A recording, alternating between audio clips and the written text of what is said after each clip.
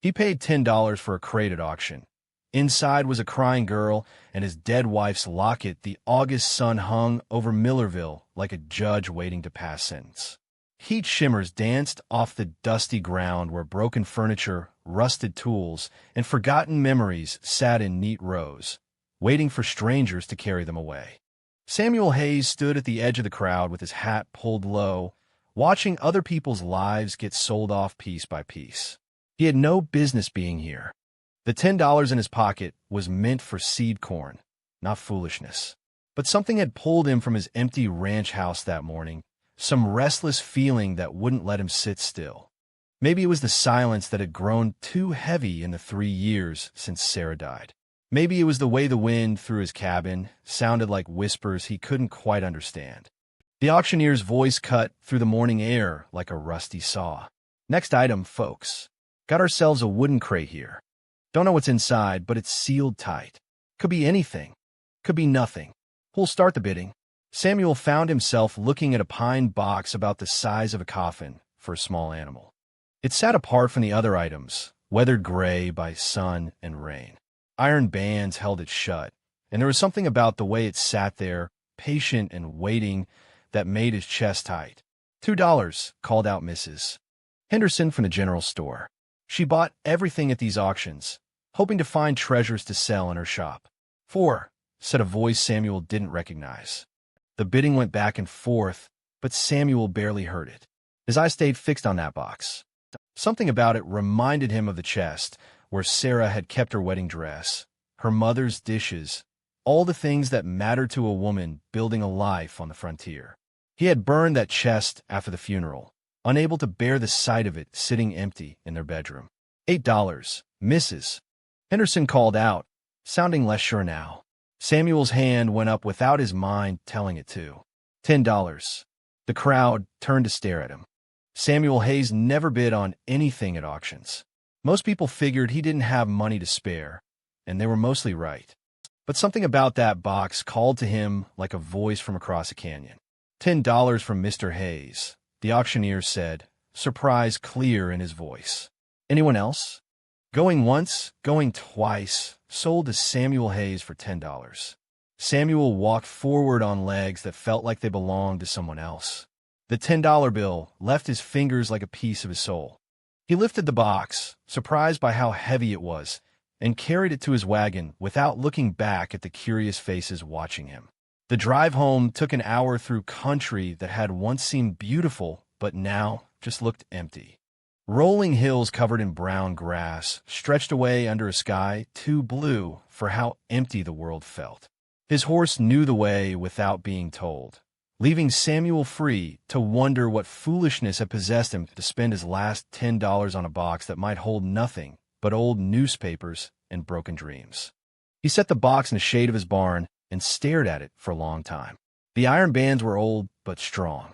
Whatever was inside had been meant to stay hidden. Samuel had a crowbar hanging on the barn wall, but he found himself hesitant to use it. Some things, once opened, couldn't be closed again. But $10 was $10, and he needed to know what he'd bought with money he couldn't afford to lose. The first iron band came off with a screech of protest. The second fought harder, but Samuel had spent 35 years working with his hands, and stubborn metal was nothing new. When the last band clattered to the ground, he stood looking at a plain wooden lid held down by nothing but its own weight and whatever secrets lay beneath. Samuel lifted the lid and looked down into the face of a child. She couldn't have been more than 6 or 7, with tangled brown hair and eyes the color of creek water after rain. She was curled up in a ball, wearing a dress that had once been white but was now the color of dust and fear. In her small fists, she clutched something that caught the light like a piece of captured sun. For a moment, neither of them moved. The child stared up at him with eyes too old for her face, while Samuel tried to make sense of what he was seeing. Then she sat up slowly, never taking her eyes off him, and he saw what she was holding. It was Sarah's locket, the silver heart-shaped pendant he had placed around his wife's neck the day they married. The same locket he had kissed goodbye before they closed the coffin lid. The locket that was supposed to be 6 feet underground in Millerville Cemetery, resting against Sarah's chest for all eternity. Samuel's knees nearly gave out. He grabbed the side of his wagon to keep from falling, staring at that impossible piece of jewelry in the child's dirty hands. The world seemed to tilt sideways, and for a moment he couldn't breathe. "Where did you get that?" he whispered. The child didn't answer. Maybe she couldn't speak. Maybe fear had stolen her voice the way grief had stolen so many of his own words over the past 3 years. She just looked at him with those creekwater eyes and held the locket tighter, like she was afraid he might take it away. Samuel's mind raced through possibilities, each one worse than the last. Someone had robbed Sarah's grave. Someone had taken the most precious thing he'd ever owned and given it to this child, or sold it, or... He couldn't finish the thought. The idea of strangers' hands on Sarah's locket, on Sarah herself, made his stomach turn. But looking at the child, Samuel saw something that made him set aside his anger for a moment. She was scared, yes, but not of him. She was scared of everything else. Scared of the world. Scared of being alone.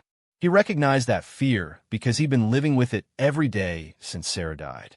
"What's your name?" he asked softly. The child's lips moved, but no sound came out. She looked down at the locket, then back at him, and Samuel saw something in her expression that broke his heart all over again. She was protecting that piece of jewelry like it was the only thing keeping her alive. Maybe it was. Samuel reached out slowly, the way he might approach a spooked horse. The child didn't pull away, but she tensed, ready to run if she had to. When his fingers touched hers, they were cold despite the August heat. "I'm not going to hurt you," he said. "That locket, it belonged to someone I love very much. Someone who's been gone for a long time." The child's eyes filled with tears that she refused to let fall. Samuel understood. Sometimes tears felt like giving up, and some people couldn't afford to give up, not even for a moment. "Are you hungry?" he asked. This time, the child nodded. It was the first response he'd gotten from her, and it felt like progress. Samuel looked around his empty yard, at his empty house, at the life he'd been living like a ghost for 3 years. Then he looked back at this child who had somehow found her way to him, carrying the most precious thing he'd ever lost. He didn't know how Sarah's locket had ended up in the hands of a scared little girl. He didn't know who had put this child in a box like an unwanted thing to be sold at auction. But he knew one thing for certain.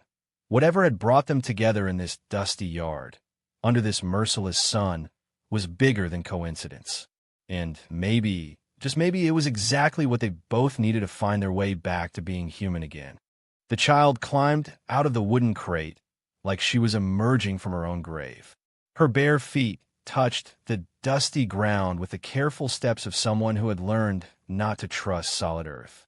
Samuel watched her stand, wobbling slightly, and realized she had probably been in that box for hours, maybe days. The thought made his jaw clench with an anger he hadn't felt since the day they lowered Sarah into the ground.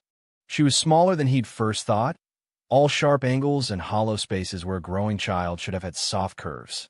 Her dress hung on her like it belonged to someone else, someone bigger and better fed. But it was her eyes that told the real story.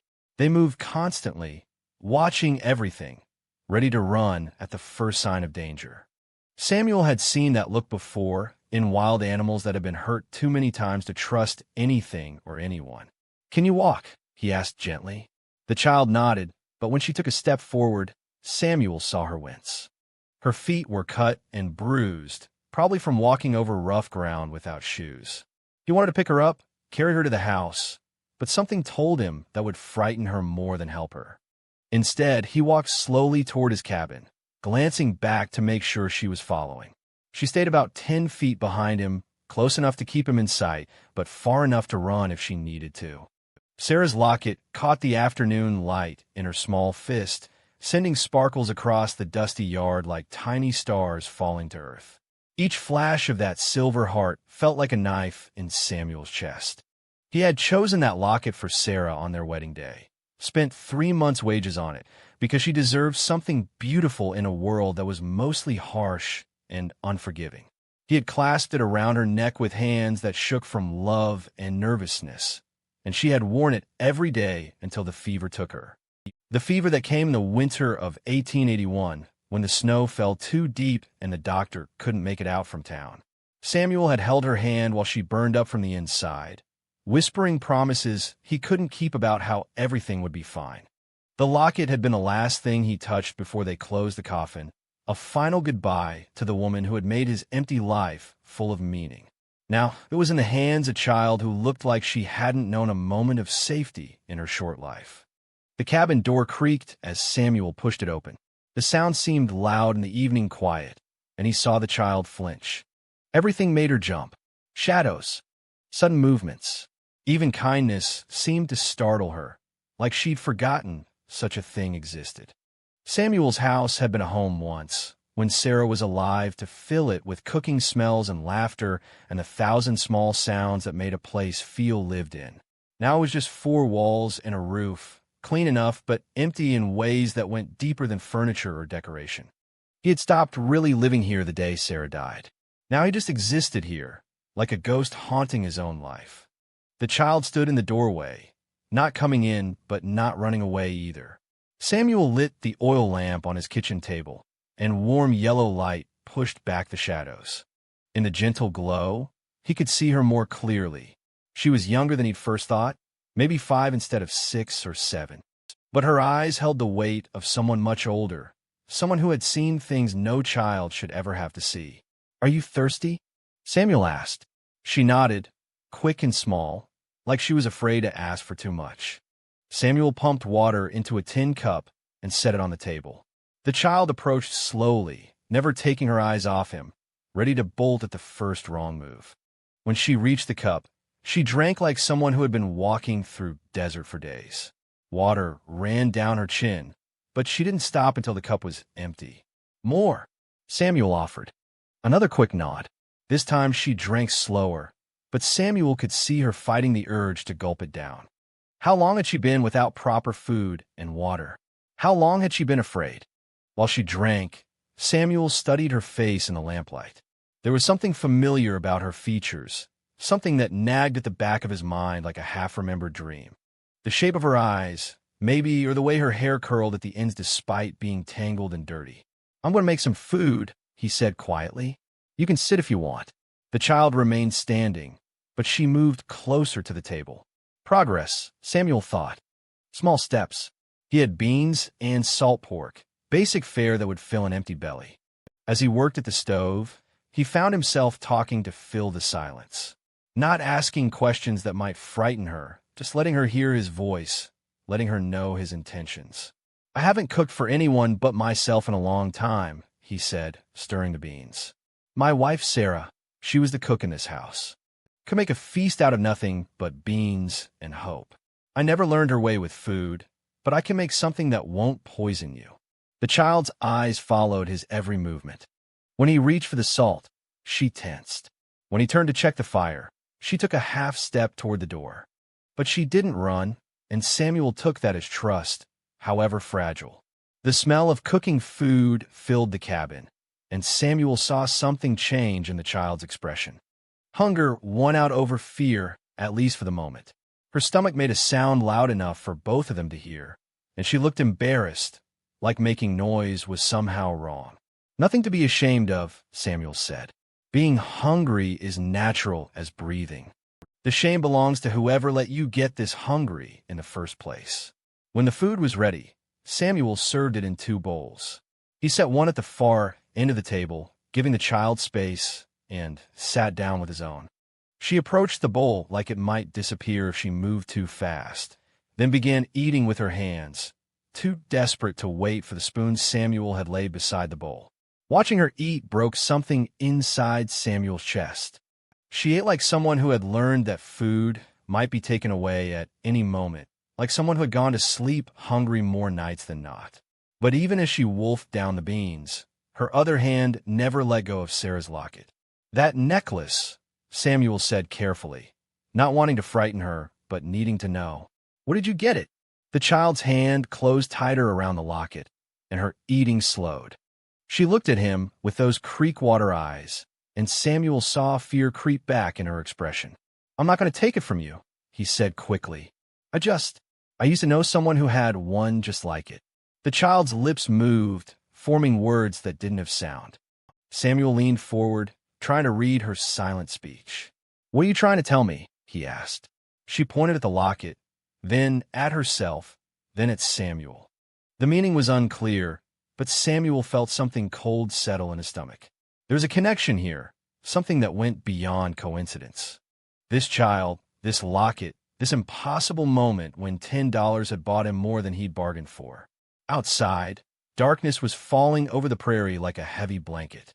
Soon it would be full night, and Samuel would have to decide what to do with this scared little girl who carried his dead wife's jewelry like a talisman against the world's cruelty. He looked at her sitting at his table, small and fragile, but still fighting to survive, and wondered if Sarah had somehow sent her to him, or if he had been sent to her. Either way, Samuel realized they were bound together now by more than just coincidence and $10. They were bound by need, by loneliness, and by the silver locket that connected them to mysteries darker than the night pressing against his windows.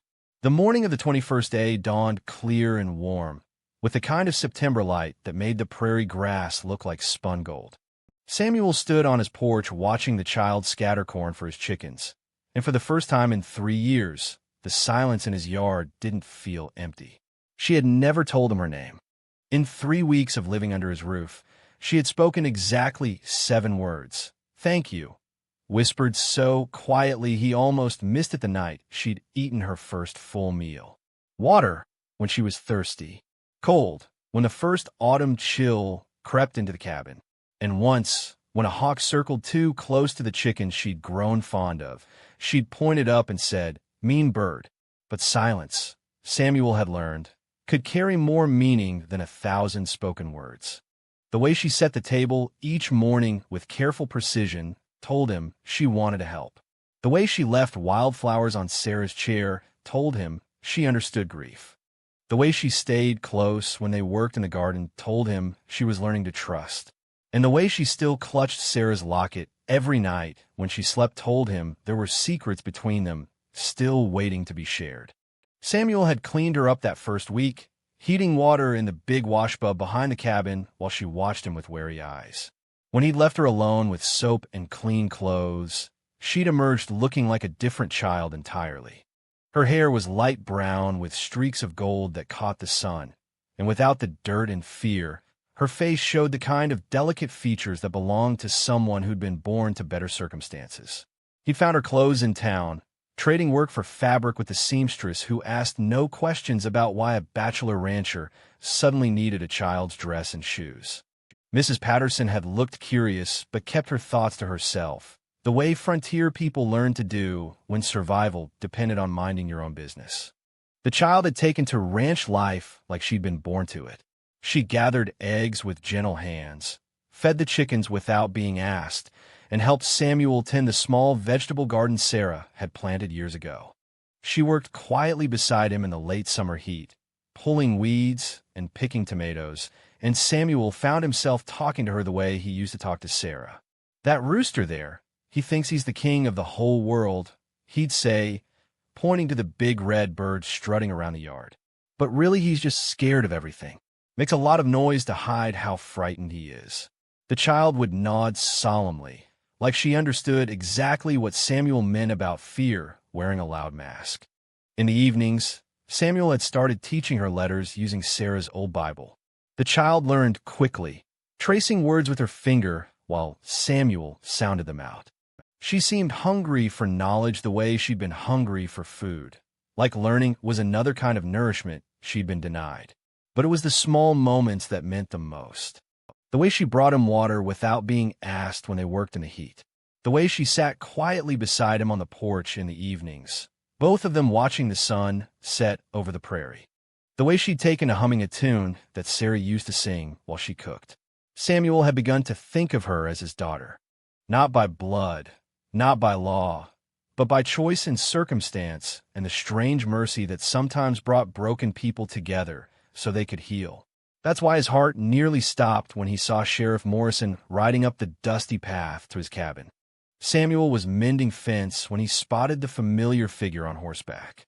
The child was nearby, sitting in the shade of an old oak tree, practicing her letters in the dirt with a stick.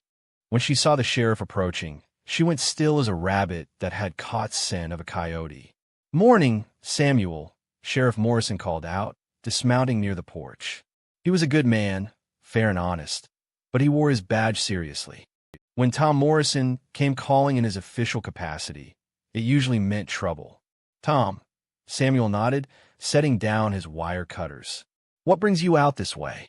The sheriff glanced at the child, who had pressed herself back against the oak tree like she was trying to disappear. "Need to ask you some questions. About the auction 3 weeks back, and about that little girl there." Samuel's mouth went dry. "What kind of questions?" "Well, turns out someone disturbed a grave in the cemetery the night before that auction." "Sarah's grave, Samuel. Someone dug it up, took things that shouldn't have been took." The sheriff's eyes were kind but determined. "And now I hear you got yourself a child who wasn't here before that day." The world seemed to tilt sideways. Samuel looked at the child, who was staring at them both with eyes wide as silver dollars. Sarah's locket glinted at her throat, where she'd taken to wearing it openly now that she felt safe. "What are you saying, Tom?" "I'm saying I got a complaint from Martha Gaines in town. Says her daughter Emma went missing about a month ago, and now she's heard tell of a strange child living out at your place. Woman's drunk more often than sober, but even drunks sometimes tell the truth." Samuel felt like he'd been kicked in the chest by his own horse. The child, Emma, had gone completely white. She was shaking now, pressing herself harder against the tree trunk. "Martha Gaines sold her," Samuel said quietly, the words coming from some deep place of understanding. "Sold her own child to pay gambling debts or drinking money, then reported her missing to cover her tracks." Sheriff Morrison frowned. "That's a serious accusation, Samuel." "Look at her," Samuel said, pointing to Emma. "Does that look like a child who's been missing from a loving home? Or does that look like a child who's been treated like property?" The sheriff studied Emma's face, and Samuel saw a recognition dawn in his eyes. He'd seen enough neglected children to know the signs. "There's more," Samuel continued, his voice growing stronger. "Martha Gaines didn't just sell her daughter. She robbed Sarah's grave to sweeten the deal. Took my wife's locket to give to whoever bought Emma. Probably told them some story about it being a family heirloom." "Can you prove that?" Samuel walked over to Emma, moving slowly so he wouldn't frighten her more than she already was. He knelt down beside the oak tree and spoke in the gentlest voice he could manage. "Emma," he said, and the child's eyes widened at hearing her name spoken aloud for the first time. "The locket you're wearing. Where did you get it?" Emma's lips moved soundlessly for a moment. Then, in a voice barely above a whisper, she spoke more words than she'd said in 3 weeks combined. "Mama gave it to me when she put me in a box. Said it would keep me safe. Said the lady who used to wear it would watch over me, because Mama couldn't anymore." The words hung in the air like smoke from a dying fire. Sheriff Morrison removed his hat and ran his hand through his graying hair. "Jesus," he muttered. "Martha sold her own child and robbed a grave to do it." Samuel stood up, placing himself between the sheriff and Emma. "What happens now, Tom?" "Well, legally, I should return her to her mother." "No."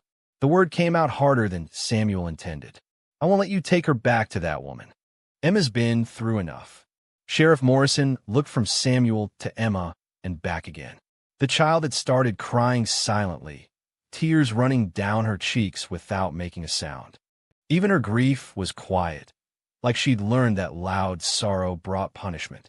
"Martha Gaines is her legal guardian, Samuel."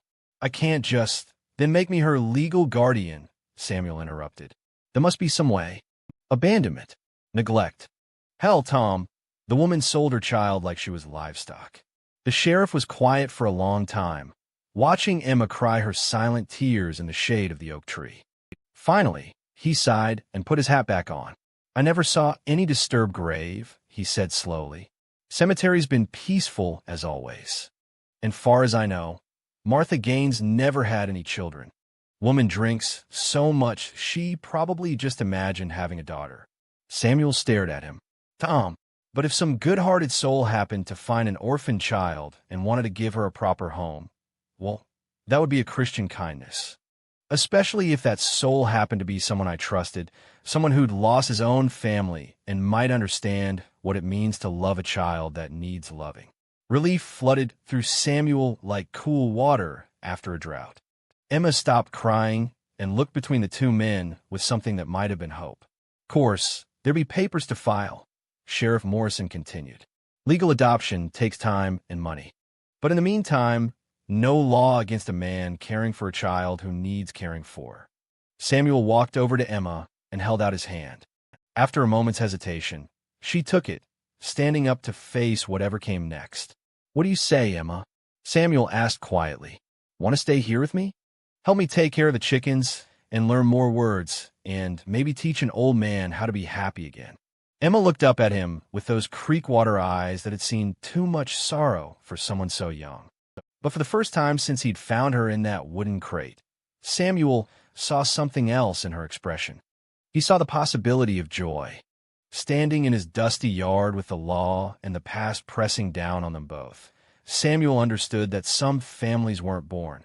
They were chosen, forged in the fire of need, and sealed with the simple decision to love someone who needed loving.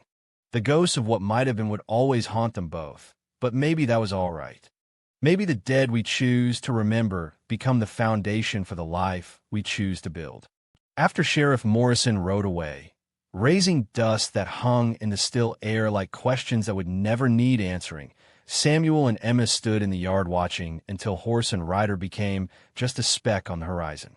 The silence that followed wasn't the empty kind Samuel had lived with for 3 years. This silence was full of possibilities, heavy with the weight of a future that suddenly seemed worth building. Emma still held his hand. Her small fingers were rough from work but warm with life, and Samuel found himself marveling at how something so fragile could make him feel so strong. He looked down at her upturned face and saw that the fear had drained away, leaving behind something he hadn't dared hope for. "Trust." "Well," he said, his voice rough with emotion he didn't try to hide, "I guess that makes us family now." Emma squeezed his hand and nodded solemnly, like she understood the weight of what had just happened between them. Family wasn't always blood and birth certificates. Sometimes it was just two people deciding they belonged together, choosing each other when the world had given them every reason to stay alone. The weeks that followed fell into a rhythm as natural as breathing. Autumn came to the prairie in shades of gold and amber, painting the grassland in colors that made the whole world look like it was on fire with beauty. The cottonwoods along the creek turned yellow as butter, and the wind carried the scent of changing seasons and new beginnings. Samuel found himself looking forward to each day in ways he'd forgotten were possible. Emma woke before sunrise, just as he did, and they'd work together in the comfortable quiet of morning. She'd gather eggs while he milked their one cow, both of them moving through their tasks with the easy cooperation of people who understood each other without needing many words. But words were coming easier for Emma now. She'd started talking more each day, her voice growing stronger as her confidence grew. She asked questions about everything: why the sky changed colors at sunset, how far away the mountains were, what made the chickens lay eggs. Samuel found himself seeing his own world through her curious eyes, rediscovering wonder in things he'd stopped noticing years ago. Teaching her to read became the highlight of his evenings. They'd sit at the kitchen table with Sarah's Bible open between them, Emma tracing letters with her finger while Samuel sounded out words in the patient way Sarah had once taught him. Emma learned quickly, hungry for knowledge the way she'd once been hungry for food. "What's this word?" she'd ask, pointing to a passage in Genesis. "Beginning," Samuel would tell her. "In the beginning, God created the heaven and the earth." Emma would repeat it carefully, filing it away in her growing collection of words. Sometimes she'd ask what the stories meant, and Samuel would do his best to explain about love and forgiveness and second chances, though he was still learning about those things himself. It was during one of these evening lessons that Emma first called him Papa. They were reading about Moses finding the baby in the river, and Emma had gone quiet in that thoughtful way she had when something in a story touched her heart. Samuel was about to turn the page when she looked up at him with those creek-water eyes. "Papa," she said, so softly he almost missed it, "do you think God puts people where they need to be?" The word hit Samuel like lightning. Papa. Not Samuel, not Mr., but Papa. The title he'd never thought he'd hear, spoken by the child he'd never thought he'd have. For a moment, he couldn't breathe around the sudden tightness in his chest. I think, he managed to say, his voice thick with emotion, that sometimes God works in ways we don't expect. Sometimes the best things come to us in packages we wouldn't have chosen. Emma smiled, the first real smile he'd seen from her since that day at the auction. It transformed her whole face, chasing away the last shadows of the frightened child who'd been hiding inside her all these weeks. Like me in the box, she said. And you spending your $10. Like you in the box, Samuel agreed, reaching over to smooth her hair. The best $10 I ever spent. October brought the first frost and the last of the harvest. Samuel and Emma worked together to bring in the vegetables from Sarah's garden, Emma chattering away about everything and nothing while Samuel listened and marveled at how much joy a child's voice could bring to the simple task of pulling carrots from the earth. They preserved what they could for winter, canning tomatoes and beans, hanging onions in the root cellar, storing apples wrapped in newspaper. Emma watched everything with fascination, asking questions about why they did things certain ways and how Sarah had taught Samuel to prepare for the cold months. She sounded like she was wonderful, Emma said one afternoon as they worked together to string green beans for drying. She was, Samuel said simply. She would have loved you. I wish I could have met her. Samuel glanced at Sarah's locket, which Emma now wore openly every day. Maybe you have, in a way. Emma fingered the silver heart thoughtfully. Sometimes I dream about her. A lady with kind eyes who tells me everything's going to be all right. Do you think that's really her, or just my wishing? Samuel had to clear his throat before he could answer. I think it doesn't matter. If it brings you comfort, then it's real enough. The first snow fell in early November, dusting the prairie in white like sugar on a tablecloth. Emma had never seen snow before, at least not that she could remember, and she spent the morning running around the yard, catching flakes on her tongue, while Samuel watched from the porch, a cup of coffee warming his hands and warmth spreading through his chest. She learned to laugh somewhere in those golden weeks of autumn. Real laughter, the kind that bubbled up from deep inside and couldn't be held back. The first time Samuel heard it, when one of the chickens had chased the rooster away from the feed bucket, he'd stopped work entirely just to listen to the sound. It had been so long since laughter had lived in his house. Sarah's laughter had died with her, and Samuel had thought that was the end of such music in his life. But Emma's laughter was different, wilder somehow, like something that had been waiting a long time to be set free. That evening, as they sat by the fire reading together, Emma looked up from the Bible with a question that caught Samuel off guard. Papa, why do you think my real mama gave me away? Samuel set down the book and considered his words carefully. Emma deserved honesty, but she also deserved hope. I think, he said finally, that your mama was sick in her heart. Some people get so hurt by life that they can't see clearly anymore. They make choices that hurt the people they should love most. Do you think she ever loved me? I think she loved you the only way she knew how.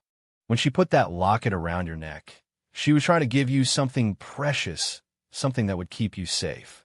Maybe she knew she couldn't take care of you the way you deserved, so she found a way to get you to someone who could. Emma was quiet for a long time, processing this. Then she leaned against Samuel's shoulder, solid and warm and trusting. I'm glad she did, she whispered. I'm glad you found me. I'm glad too, sweetheart. More glad than I know how to say. Outside, the wind howled across the prairie, but inside their small cabin, warmth and love kept the cold at bay. Samuel looked around at the home that had felt like a tomb for 3 years and saw it transformed. Emma's shoes by the door. Her drawings stuck to the wall with flour paste. Her laughter echoing from the rafters. Sarah's Bible lay open in his lap to a passage about making all things new. Samuel thought about the mysterious ways that love found its way into broken places, how it grew wild in soil that seemed too hard and bitter to sustain anything beautiful. He thought about $10 spent on faith rather than sense. About a child hidden in a box like a secret waiting to be discovered. About a locket that had traveled from a grave to a frightened girl's hands and finally found its way home again. Most of all, he thought about second chances and the grace that sometimes gave them to people who had given up hope of deserving them. As Emma drifted off to sleep against his shoulder, still wearing Sarah's locket around her small neck, Samuel understood that some stories didn't end where they seemed to. Sometimes they just began again, in ways that were better than anything the original authors had dared to imagine. Love, he realized, truly did grow wild. It sprouted in the most unlikely places, survived the harshest seasons, and bloomed when it was needed most. And sometimes, if a man was very lucky, it came to him in a wooden crate at an auction, costing exactly $10 and worth more than all the gold in California. In the golden light of the dying fire, with his daughter sleeping safe in his arms and the future stretching ahead of them, like an unwritten book full of blank pages waiting to be filled with joy, Samuel Hayes finally understood what it meant to be rich. Outside, the first winter storm of the season painted the world white and clean, covering old sorrows with the promise of new beginnings. Inside, a family that had chosen itself settled in for the long, sweet sleep of people who knew they were exactly where they belonged.